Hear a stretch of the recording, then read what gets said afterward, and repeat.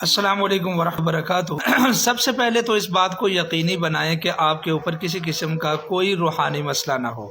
اس کے لیے میں نے معوذتین کا عمل دیا ہے، اس سے سب سے پہلے اپنی تشخیص کریں۔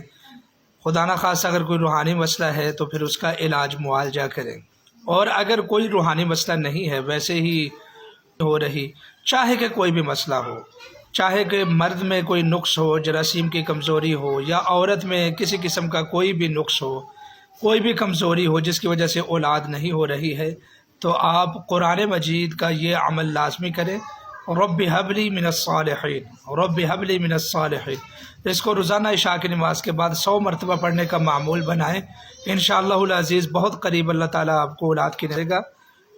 جو لوگ عمل کرنا چاہیں وہ ہمیں فالو کریں، کومنٹس میں سبحان اللہ لکھیں، اور مستند وظائف کے لیے ہمارے یوٹیوب چینل کا لازمی وزٹ فرمائیں۔ بہت شکریہ۔